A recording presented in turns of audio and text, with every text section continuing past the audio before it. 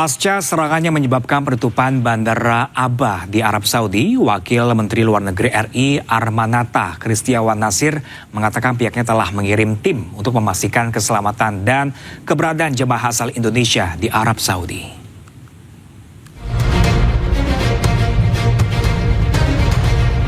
Untuk memastikan keselamatan dan keberadaan jemaah umroh asal Indonesia, Wakil Menteri Luar Negeri Armanata Kristiawan Nasir mengatakan bahwa saat ini pihaknya telah mengirim tim.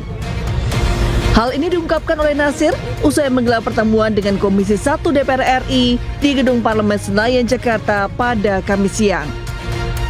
Nasir mengatakan bahwa bandara yang saat ini ditutup jauh dari wilayah Jeddah atau berjarak 600 km dari kota Jeddah. Meski begitu, pemerintah saat ini tengah mengirim tim untuk memastikan kelompok WNI maupun jemaah umroh di sekitar Bandara Aba. Jadi WNI yang sedang umroh itu, bandara yang ditutup itu sebenarnya bukan bandara di Jeddah. Jadi itu bandara sekitar 600 km dari Jeddah. KJRI telah menugaskan satu orang untuk ke bandara itu untuk melihat apakah ada WNI atau kelompok WNI yang terdampak di situ. Ia juga memastikan meskipun eskalasi konflik di Timur Tengah kembali memanas, hingga saat ini pihak Kementerian Luar Negeri belum menerima laporan jemaah Indonesia yang terdampak.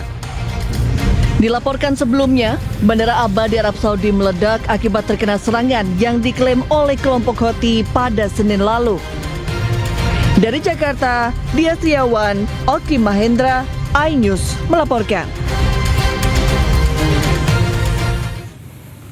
Pasukan Zionis Israel semakin memperluas kekuasaan di Gaza, Palestina. Kondisi ini makin menyulitkan dan mengancam warga Gaza yang tersisa.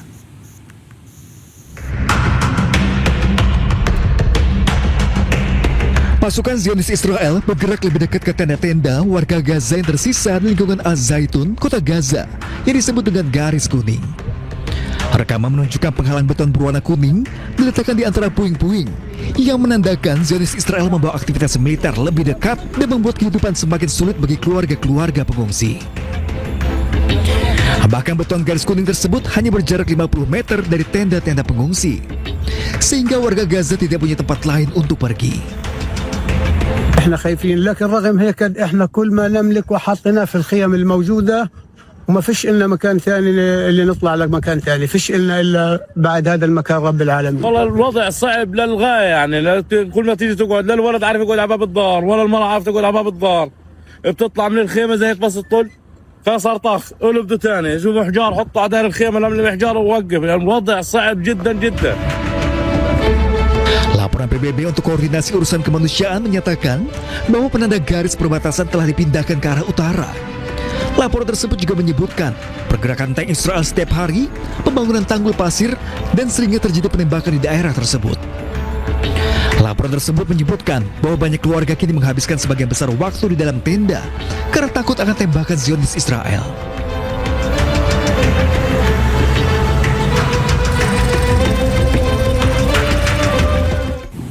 Israel masih terus meneror warga Palestina di tepi barat. Permukim Israel membakar kendaraan warga Palestina. Sementara di Khan Younis, Gaza Selatan, serangan udara Israel menghantam kendaraan warga yang tengah melaju menewaskan seorang warga.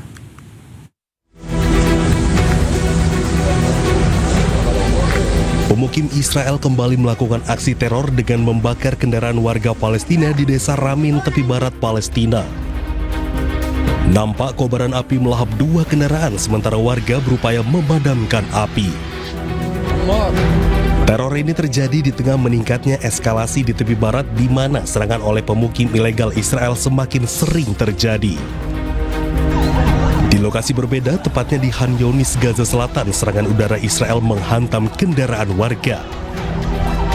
Sebuah rudal menghantam mobil milik warga yang tengah melaju, menyebabkan kendaraan tersebut hangus terbakar.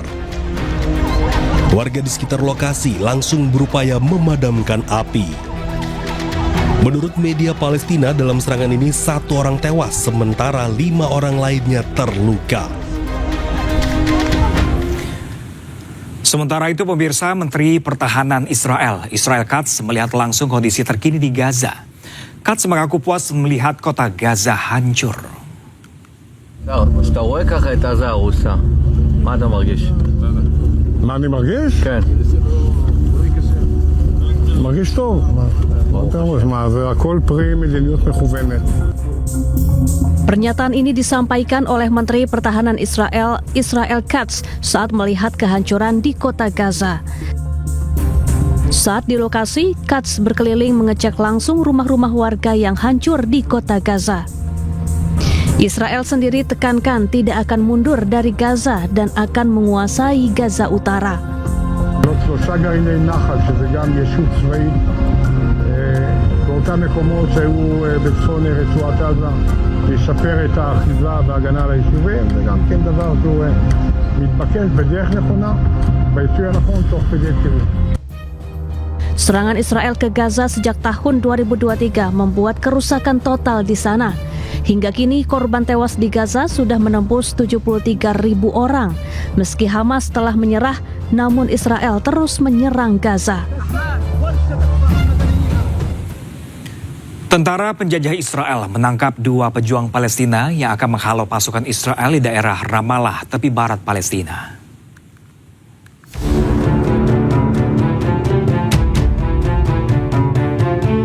Pasukan teroris Israel menangkap 2 pejuang Palestina yang membuat alat peledak. Pasukan penjajah juga menangkap pemasok senjata bagi pejuang Palestina di sebuah rumah di daerah Ramallah hari Selasa. Zionis IDF mengatakan kedua pejuang memproduksi alat peledak yang digunakan untuk mengusir pasukan penjajah Israel dari tanah Palestina. Pasukan genosida juga menyita sejumlah besar senjata selama penggerebekan. Menurut pemerintah apartheid Israel, ketiga tahanan tersebut dibawa untuk diperiksa lebih lanjut. Ya, pemirsa, penderitaan hidup anak-anak di Gaza semakin bertambah dengan penyakit kulit yang dideritanya.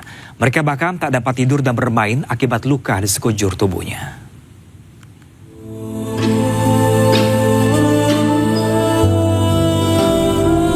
Duka dan luka anak-anak di Gaza tidak cukup untuk menyentuh hati dunia untuk membelanya. Di tengah kehidupan yang tak sedikit pun pantas disebut layak, anak-anak ini menderita penyakit kulit. Di antaranya Sundus, anak cantik yang menderita pemphigus, penyakit kulit yang menyebabkan lepuh di sekujur tubuhnya. Di malam hari, Sundus tidak dapat tidur karena merasa gatal dan menangis. Ia bahkan tak dapat bermain dengan teman sebayanya karena tak tahan merasakan lukanya terkena pakaian. Selain Sundus, Iman, anak berusia 2 tahun juga menderita cacar air. Iman tertular penyakit ini untuk ketiga kalinya, sementara kedua saudaranya juga tertular penyakit kulit lainnya akibat kondisi di tenda pengungsian. Suhu tinggi, kekurangan gizi, dan kekebalan tubuh yang melemah membuat anak-anak ini cepat tertular. Mirisnya, di tengah penyakit ini pertolongan medis sulit didapatkan. Orang tua anak-anak ini hanya dapat mengolesi salep yang tidak membuat kondisi mereka lebih baik. Pada awal Juli, OCHA mengatakan hampir 9.300 kasus cacar air telah dilaporkan lebih dari 130 fasilitas kesehatan di Gaza.